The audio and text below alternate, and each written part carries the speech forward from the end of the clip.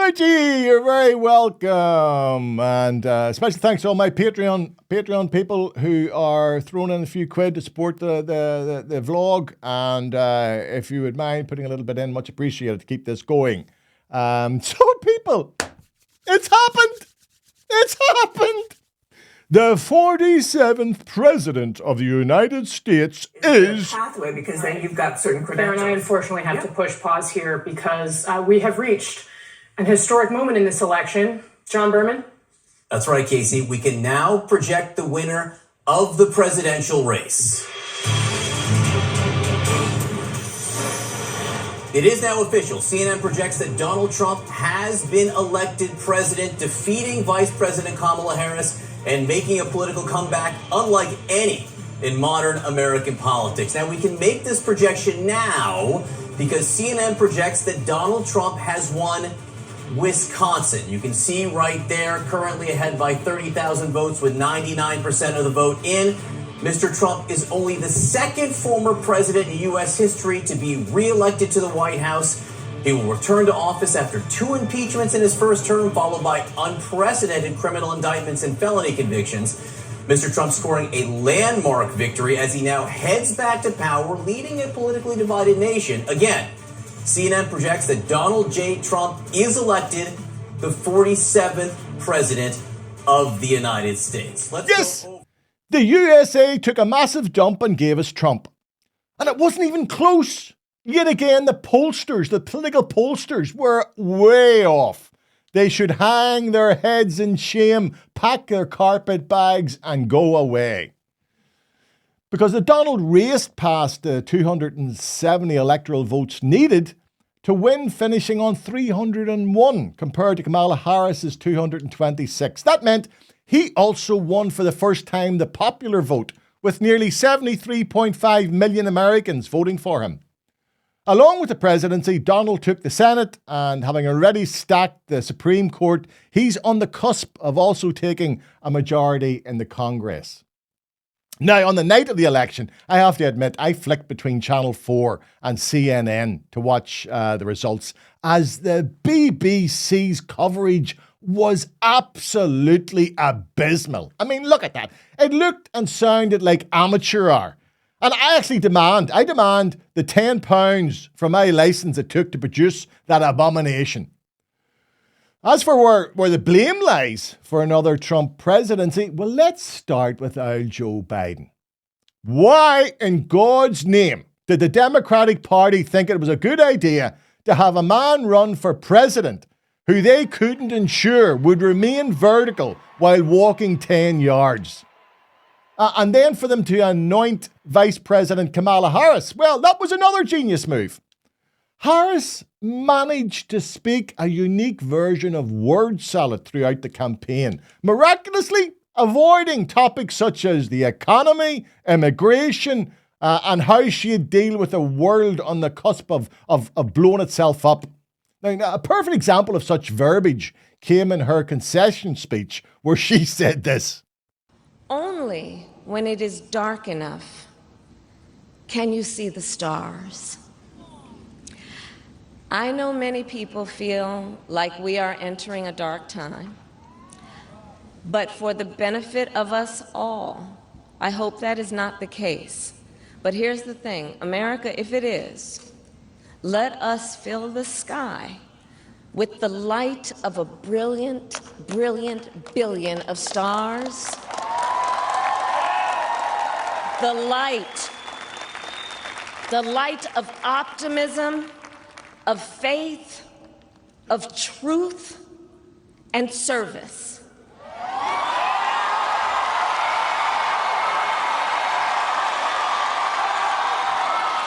HU.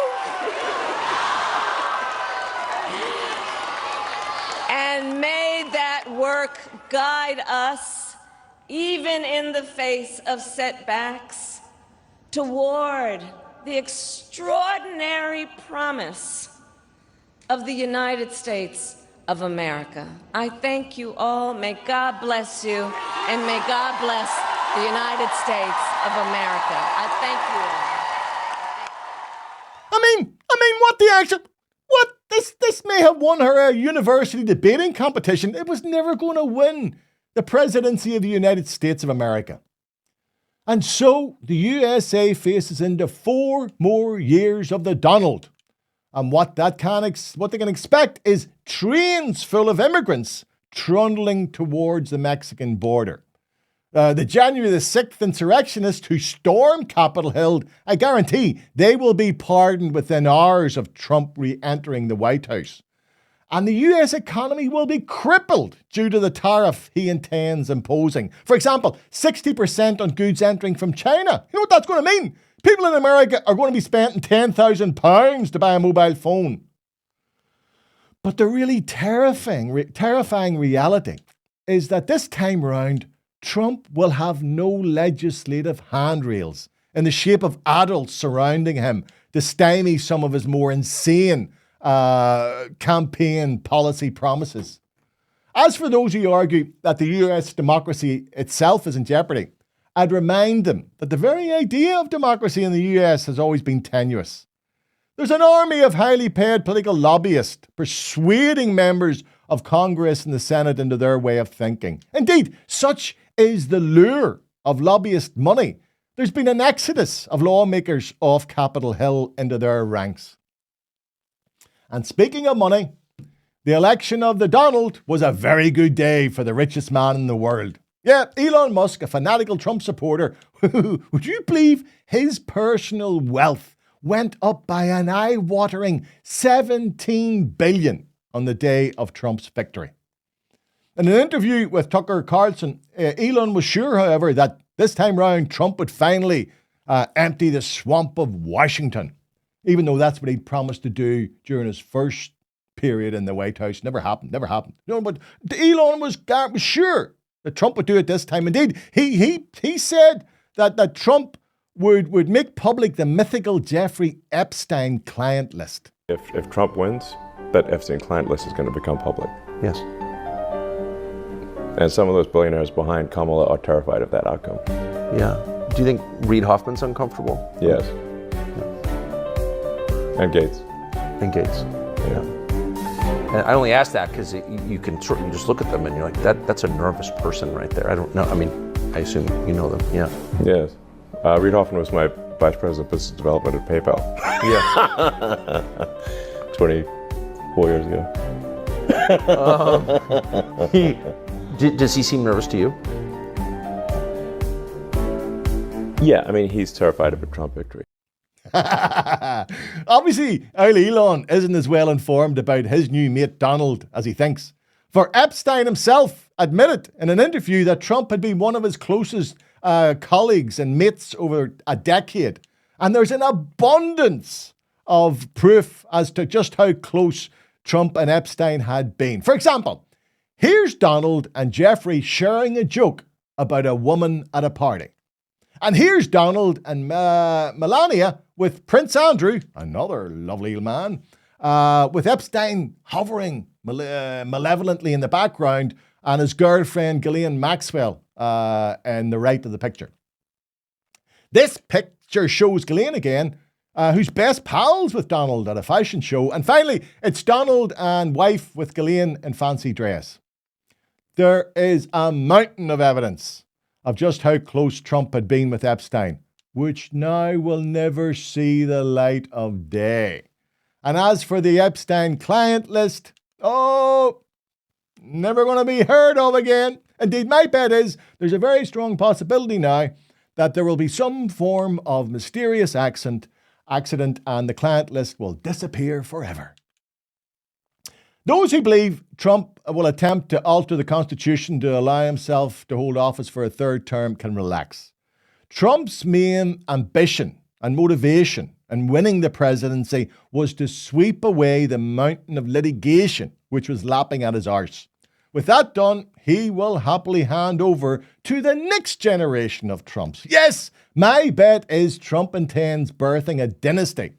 Now, this was his 6'7" son Barron towering over proceedings as his father announced he had won the election.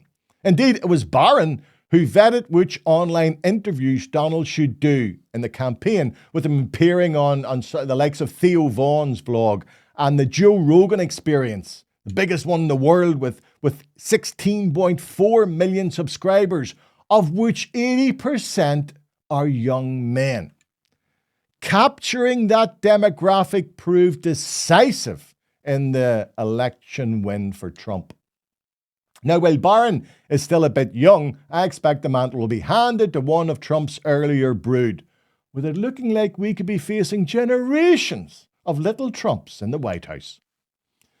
Internationally, we know for certain that while Europe quaked at the reality of a Trump win, despots such as Russia's Vladimir Putin, North Korea's Kim Jong-un, China's Xi Jinping, and Israel's Benjamin Netanyahu, well, they were celebrating, knowing that they now have a dupe in the White House who they can manipulate. What I found amusing was how world leaders went from denouncing Trump as a despot and a despicable human being to fighting for the phone to be the first to congratulate him on his momentous and historic win. There is one man, however, who will find it something of an embarrassment to meet the 47th president, and that is UK Foreign Secretary David Lammy. 6 years ago, when everybody thought Trump was dead and gone, Lammy called him, and I quote, a woman-hating, neo-Nazi sympathising sociopath. No, come on, David, tell us what you really think, son. Tell us what you really think. And we know for a fact that Trump has the temperament of an adolescent. So we'll have Lammy down in his black book. Oh, I look forward to their first meeting. Oh, that'll be great crack. I do. But going back in history, when the founding fathers of the US gathered in Philadelphia to attend the Constitutional Convention of 1787, one of their overriding concerns was to ensure that their new nation could never be usurped by a tyrant. Indeed, Thomas Jefferson himself went so far as to say that rebellion to tyranny is obedience to God. So no effort was spared to ensure this didn't happen, with the implementation of federalism, separation of powers, checks and balances, and by ensuring that both large and small states had representation. What the founding fathers, however, couldn't have foreseen was the like of a populist demagogue such as Donald Trump, a man who has mobilized the internet into a megaphone for his empty promises of American power and prosperity, combined with the demonization of immigrants in a country which was founded by them. Trump will be aged 82 when his helicopter finally lifts off from the White House lawn for the final time. And with clear signs of his cognitive decline on view, we should all be praying an adult somehow manages to sneak into an administration which will now be peopled by self-serving grafters and sycophants.